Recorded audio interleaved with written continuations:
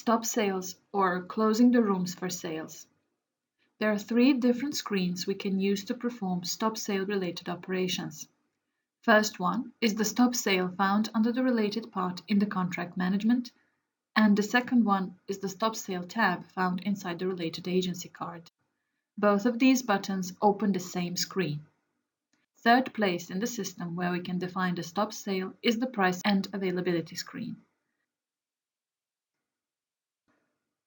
When we open the new stop sale record, we can shape it according to our needs and based on how detailed information we entered here. First, we should enter the desired date range for stop sale. This stop sale definition can be made for the specific room, board, or rate type.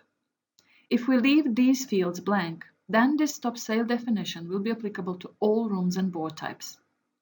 If we want to make this stop sale definitions for the specific channel, we may select it from the desired field. For example, if we select Booking Channel, then sales will be stopped solely for this one. If the specific room under this channel should be stopped for selling, then these related definitions can be made under this field. Moreover, we can also define stop sale for the specific agency from this field. There is also the possibility to use these three different options to define stop sales if we decide not to specify the related channel or agency. Accordingly, we can close the sales for all agency except the online ones, for all agency records, both online and offline, or for all online channels that we as a hotel have integrations set. If there is a specific rule applicable for a minimum and maximum stay, these can be defined under the related fields. Stop Sale button in the lower left part of the card should be activated.